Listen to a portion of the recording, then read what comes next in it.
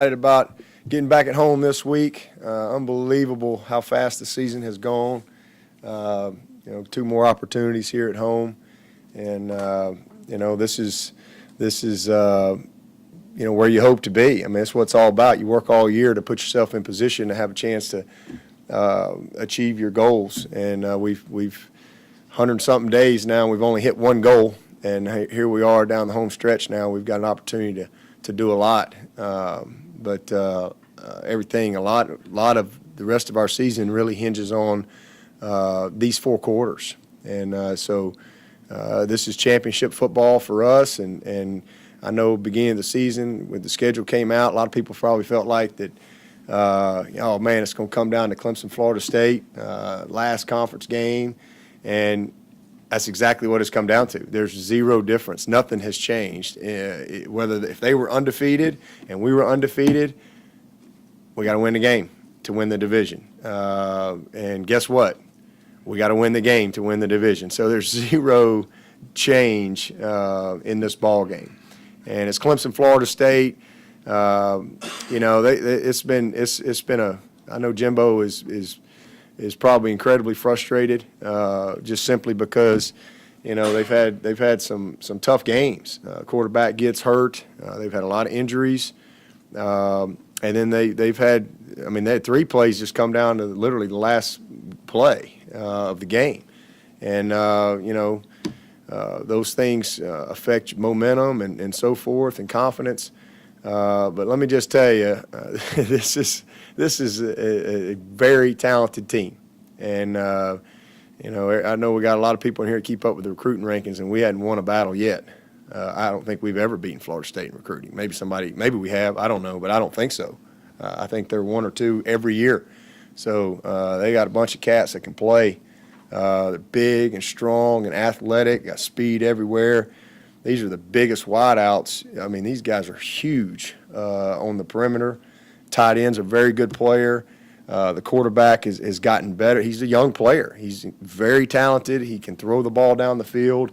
They do a really good job formationing, creating, a lot of opportunities downfield with some of their max protections. Their boots, but the biggest thing is they want to run the football. And we've got to be able to win that matchup. I mean, this Akers kid is a great back. I don't know if Patrick's going to play or not, but he's a great back. And like I said, the quarterback can push the ball down the field. He's got a strong arm, but he's not a big guy, but he's a tough kid. He's a very tough kid and got a good future, as he continues to mature. In his career. Again, just a freshman. But number 8, the receiver, is a great player, very skilled, and they're physical. So, this is a tough matchup. It's Clemson, Florida State. It's what you'd expect. All you got to do is turn on the tape and as a coach, and when you know what you're looking at, and you see a lot of things that present a lot of problems in getting ready for this team. So big challenge there, and then defensively, they're big and fast and strong up front. Got DB. A bunch of them are back. A ton of starters back from last year. A lot of people picked this team to win the national championship. And, those people who picked them, they picked them for a reason. That's what people do in the offseason. They look at rosters. They look who's coming back. They look at recruiting rankings. They look at all that stuff. And that same team is still there. This defense has got a ton of skill. Number 3 he is a freak. He is as good a player as you're going to see in this league. The guys up front, 91. There's a load inside, 99. They're all good players and can run. So, excited about the challenge. Got a left-footed punter. That's a little different going into this game. So, we'll work hard on that. And Grooms is a left-footed kicker, so he can also do some punting for us to try to give us a little preparation going into the game. But, excited about it. I mean, like I said, it comes down to 4 quarters, and you're either good enough to get it done or you're not. And this is where you are, and looking forward to the Valley. I know it's going to be a great crowd and a lot of energy, and we'll we'll be ready. What position group on Florida State do you think is the most talented? Like I said, they got all their, I think every lineman back but one from last year. So all their starters back. So that's been from a talent standpoint, I think they're very talented there. But just their skill. I mean, I think the first thing when you think of Florida State year in and year out is their skill. The running backs, the receivers, the DBs, the backers. I mean, they always have guys that can move, and that's no different. Coach, what's the status of Fields and Edmond? And I presume if one or both are able to play, that we won't see Ray at corner again. I don't know. I mean, I don't know if we can presume that or not. I don't know. Mark did not practice last night. We just we wanted to put him through our what we call our yellow protocol, just to kind of assess him a little bit more and see where he's at. Marcus did practice. Marcus has been practicing. He just hasn't been game ready, but he's been practicing. Just hasn't been quite confident enough to go play at the level that he wants to play at, and we need him to play at. But we'll hopefully keep progressing through the week, and we've just had one day of practice, so we got a long way to go. How about AJ? How's he doing? AJ Terrell? Yeah, I know he left him. Oh, he's good. He's good. When you get to this point of the season, how hard is it to navigate practice? How hard to practice? When to hold guys up, stuff like that? Yeah, I think that's something as a coach you got to always pay attention to. This is game 10. We've been practicing. These guys grind all summer long. They put a lot into the summers around here. There's a lot of work, and then you have a long camp. We've played a very tough schedule. Every single week is a challenge. Every week, it is a challenge, and everybody's got guys banged up this time of year, and so we do everything we can, from massages to yoga on Sundays, as I manage the practice schedule. As we get kind of mid-season, I start tweaking some things schedule-wise, whether it be rep count, periods, times of the periods. Usually cut that down, but at the same time, you got to get ready to play week in and week out. Got to have enough preparation time. But I think this time of year, less is more. I really do. I think we are who we are, and we're either good enough or we're not. And I think the biggest thing you can do is make sure your guys are fresh, as fresh as possible, mentally and physically, and ready to play on game day.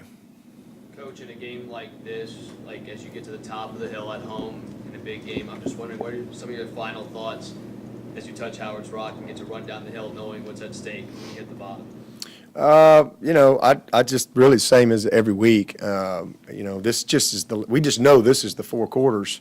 It's some finality to it, but it's really the same every week. Because, if we hadn't taken care of business against Georgia Tech, those 4 quarters, we hadn't taken care of business against Wake Forest, those 4 quarters, we hadn't taken care of business of Boston College, those 4 quarters, then we're not in this situation. So that's why we say every week it's the biggest game of the year, and that we try to create that mindset with our players, because that's what it takes. If you don't have that focus, it's hard to get to this point. So it's really it's that level of intensity for me every week. It really is. The only difference this week is if you're able to win it, they're going to hand you a trophy. In previous, it's kind of just playoff football. It's what we have right now. That's why every regular season game is so important in college football with the system that we have. It really is. It's critical. Just be the same intensity and excited to go play. What's your philosophy on weightlifting during the season, closer and closer to game day? Different coaches, different thoughts. I want to hear what you have to say. We work hard during the season, and it's a big part of what we do. We require 2 days. We're going to get 2 good days of lifting every week, and our power hour guys lift every day, with the exception of away games. Away games they don't lift on Fridays because we leave early, but home games they lift all 5 days, and that's been a big part of our program. But it's a huge part of the maintenance of your team, maintaining, staying strong. But we get 2 days in, and then but a lot of those guys they go in and do a little extra on their own from time to time. Coach, you've always talked about really focusing, Clemson focusing on Clemson. How much does that thought process play in on a week like this, where you're facing a team that so many of us are used to having at 7, 8, 9-0, and this is a huge game, and all of a sudden they come in at 3-5? Is that process more important on a week like this?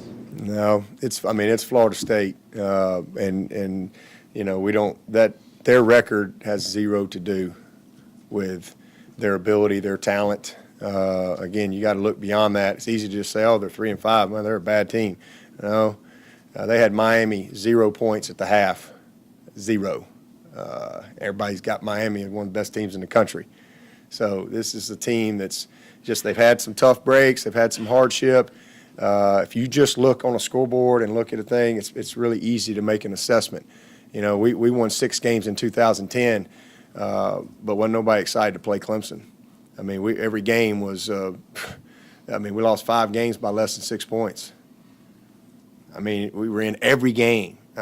Sometimes you have some tough games that go your way, go for you, and some that go against you, and that can dictate the course of a season. But that record has zero to do with their talent, their program, the great coaching.